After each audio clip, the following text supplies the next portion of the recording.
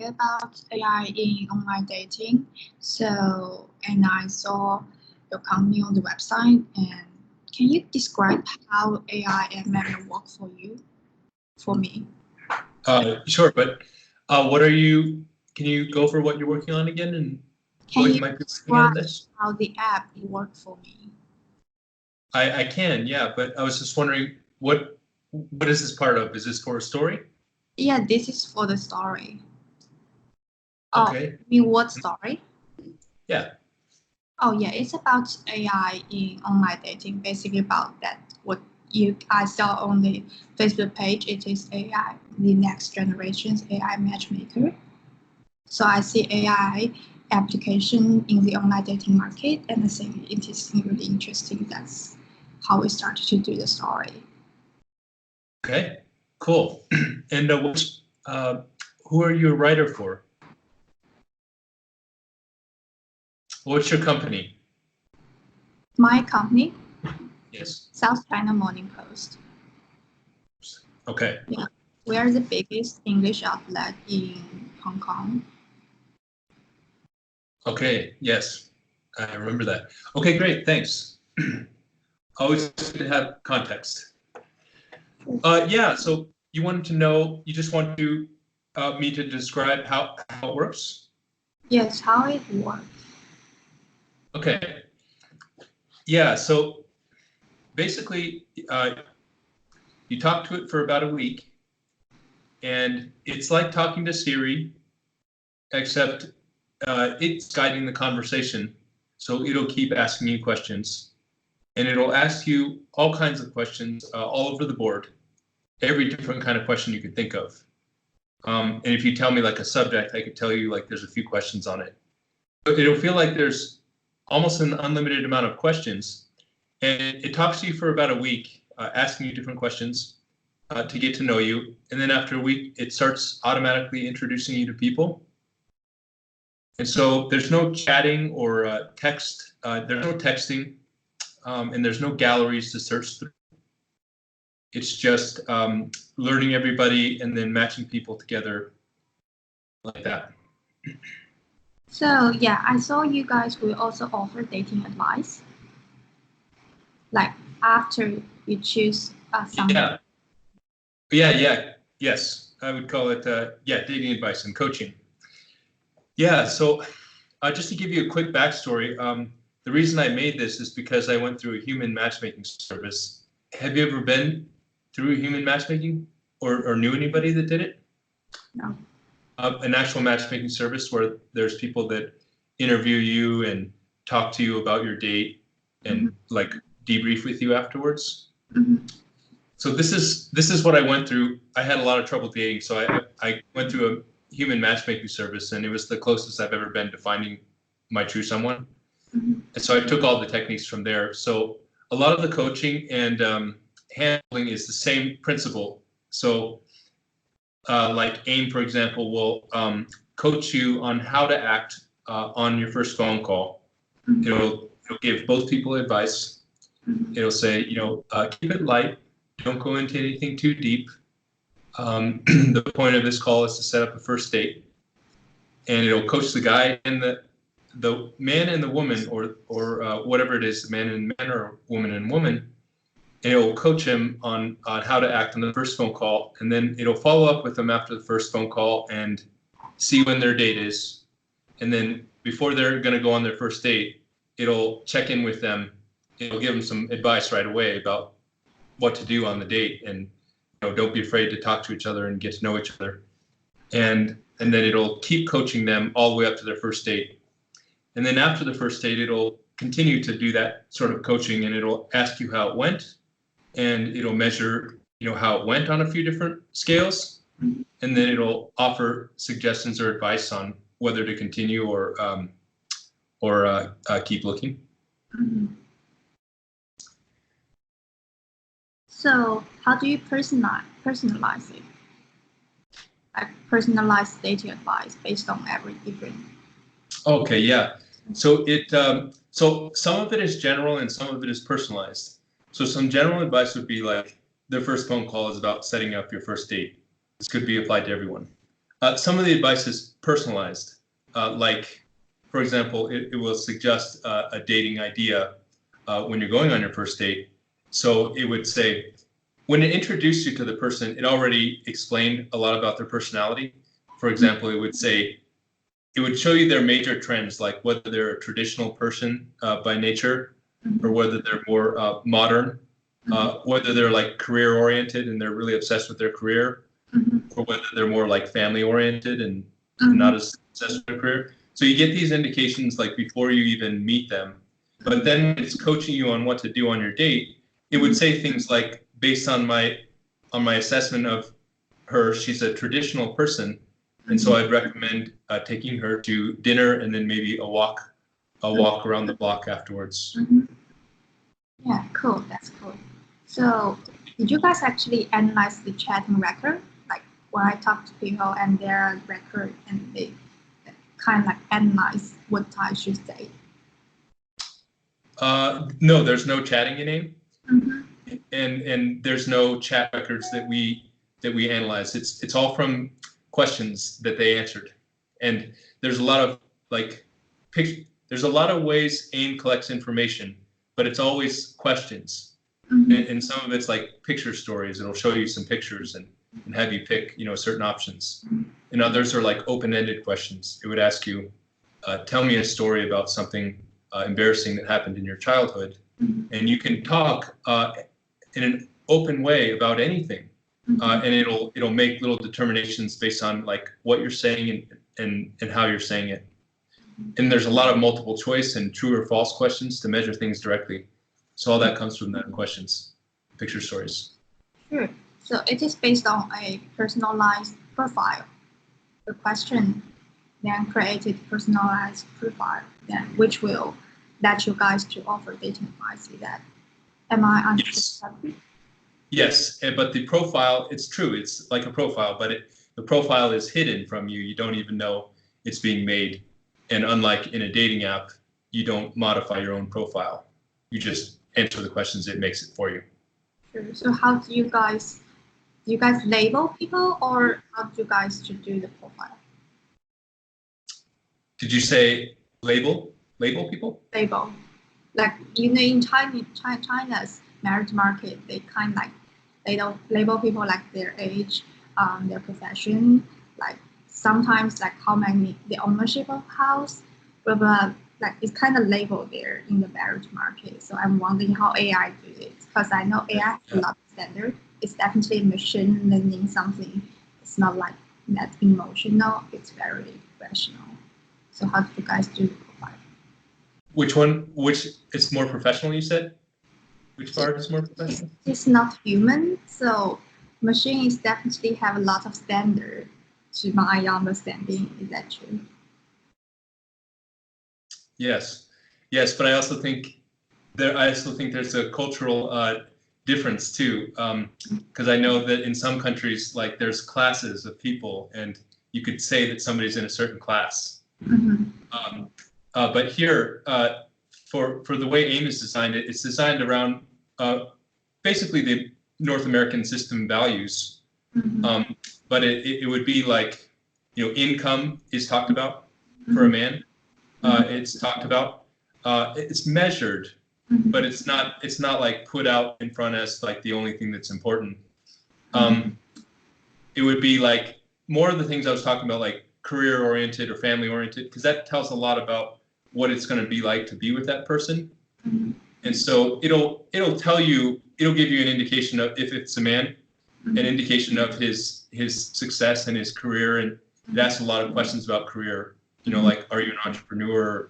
Do you have a company? And a lot more questions around career.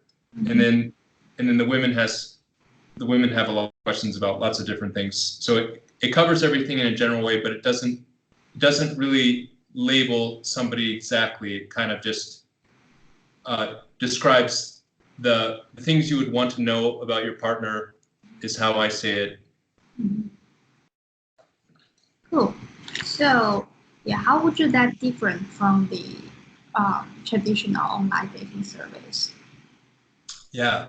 Yeah, it's quite a bit different. So the traditional online dating, and I wouldn't have made it if it was going to be anything like all the dating services we have, because I am so fed up with them, and also there's way too many, and they're all copies of each other. So AIM is a lot different. It's the major differences are, as I mentioned, it doesn't have a gallery, so you're not searching through people yourself. So this gets rid of like a lot of the tendencies and bad behaviors that we have today of endlessly looking through people and constantly discarding lots of good matches and things. There's no messaging or texting before you meet. So this is something that was really important in a matchmaking service. You shouldn't text somebody a lot before you meet, because you need to get to know them and how they feel in person, or at least over the phone, and hear them. So AIM pushes you into a first phone call first. There's no texting before. You don't make your own profile, and like most dating apps and sites, you always write a profile. There's no need to write and try to figure out how to sell yourself in AIM, which is something I always hated in dating apps, because most of our life we're trained to not talk about ourselves or brag, but in a profile we have to show the things that are great about us. But it's very difficult to talk about yourself in first person and sell yourself to a romantic partner. It just doesn't even work very well. So I took out the profile type thing, automatic. Lots of other things, like it only introduces you to two people get locked in a channel together. So unlike the dating app where when you're talking with somebody or a site, and they'll be talking to many other people at once. And as a guy, you're wondering if she's already gone off and gone with another guy already. In AIM, it starts to put them in an exclusive channel, so when they're working together, there's no other distractions.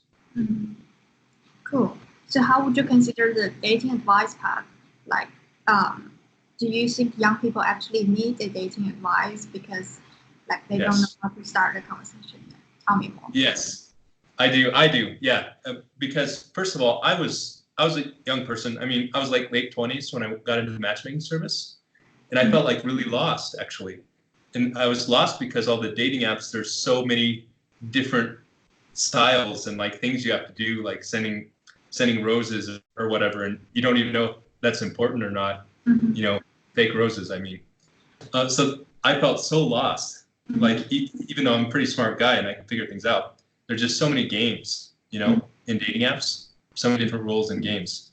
And so, and even to get good at dating in dating apps, you have to do different things than you do to date in real life. In real life, in dating apps, you have to take certain photos, to convey certain things. Like all guys, they have pictures of themselves rock climbing, and women all have the same types of pictures too. So anything you can do to guide the person so they know what game they're supposed to play and how they're supposed to do it is one of the things that made it so great for me when I was going through my matchmaking service. Is I could ask her, like, what should I be doing? And she would be telling the woman the same thing. So we knew we were being coached the same way. We're playing on the same playing field, It's kind of like, and everybody feels lost, and they need that help. Okay, so it's like a middle person there who knows you and knows the woman, then you guys are connected. Is that right? Say that again? So am I understand correctly? There's middle person. The guy is actually middle person, so he understands you and understands that girl. So you guys are connected. Yeah, and that's really great because the middle person can share feedback across each other. Whereas in real life, you can't ask your partner that you're starting to date if they like you or not. Just it's too hard to ask that.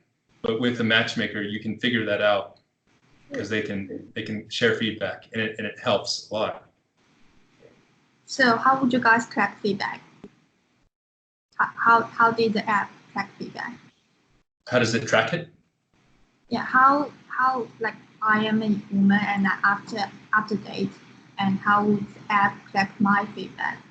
Yeah, it would basically ask you a few different questions on how did you feel the chemistry went? How would you feel your chemistry was with your date? Also, like, how did you get along with him overall? It would measure like on like some 0 to 10 answers, just saying like, yeah, we really got along. You can answer it in different ways. And that's basically how it determines. It also looks at your emotions. So it takes into account whether you're smiling, whether you're happy at a lot of different points. And that partially goes into it as well. That's cool. So what if I said I'm not interested in that guy at all? Then what would she say? Yeah, she'd be very comforting. She would say, that's totally okay. That's your right to not be interested. And thanks for your feedback. And then I'll let him know. And so then it would talk to the guy, and the next time he signed into the app, it would say, but it lets the guy down very easily, very soft, because this is also one of the great things about matchmaking is that the matchmaker will never come to you and say, sorry, you were rejected. I hope you have a nice night. Because that would suck so bad. It's always the thing you're afraid of when you're a guy. So instead of saying you were rejected, the matchmaker will save the feedback and will continue looking for you. So what AIM does is it continues to look for more matches for you. And once it finds you more matches, it presents you the new matches and it says, I have bad news. Katie wasn't interested in continuing, but have more matches for you that I think are really exciting. That's cool. So, can I consider it as a chatbot? So, it's a chatbot that actually talks. All the other chatbots are text. So I don't think it's a chatbot. So different. I didn't make it on top of a chatbot. I don't like chatbots. So yeah, can you tell me the difference, like why you think it is different? Yeah, I think chatbots are, let's see, why is it different? I think the main difference is just that it talks, but it's not, okay, AIM's not really meant to like become your friend. It feels like it's your friend, but it's not meant to develop a relationship with you and then start, a relationship with you. And it's really kind of more for the purpose of meeting somebody. So I just think it's a little bit less. Actually, it's probably exactly the same as a chatbot. I've never got that question before. It's the same as a chatbot, except that it talks. I think it's probably the only difference because AIM does learn, as you're using it, and it changes the way it talks to you every time. It changes its dialogue, as you use it. For example, like if you use it in the morning, it'll say, "Hey, I see you're up early. Are you a morning person? You normally wake up this early." It does a lot of things that just its personality. It's meant to feel like a human. But I think chatbots they're still text-based and they don't feel human to me. Yeah. Maybe that it's more humanized or maybe personalized. I just think when it talks, it's no longer intellectual, You're not reading and figuring out, words, and it's just a little bit more personalized, more friendly. Sure. More pleasurable. Yeah. How would you consider the data privacy? Because the day before I talked to another guy and he does some data privacy things, and I think it's really good to have like a personal AI assistant, but it's also kind of dangerous for a machine to know everything about you. So how would you consider it? Yeah. Well, I think that it's a necessary downfall of more advanced technology that it gets to know you more and knows more about you. But I do think that AIM is, in terms of AIM being even knowing more about you, it's not much further than other things you do, like when you're putting in profiles in all of your online websites and stuff. Everything is learning about you and collecting information and using it later. I just think that, as a company, we have to be really responsible to protect the data and use it only for the provided purpose, which I always do with AIM. And just have to be careful about it. I think in order for anything to be really good and actually feel human and feel right and pleasurable and good to use, it does have to learn a lot about you. We have to get past the point where we only know, like in dating apps, where we only know like 10 things about the person, you know, like their age and weight and stuff. We need to get past that, and you know, otherwise it's going to continue to be like matching based on pictures, you know. Sure. So I saw the background that meets the future of matchmaking. How would you consider the future? Yeah. Oh yeah. Well, it's a future because it's a much more in-depth process than dating app. It's taking us out of the era we've been in for a long time, which is matching mostly based on pictures and the primal instinct you get right away from looking at one picture. And it's taking into a more in-depth matching process that takes into account important things that you want to know about the person. So it's more like a grown-up dating app. So I think AIM is going to be seen as the grown-up dating app, whereas all the others are going to be seen as the kids games, basically, or quick connections apps. And then also we're partnering with the largest matchmaking service in North America, which is one of my original inspirations for creating AIM.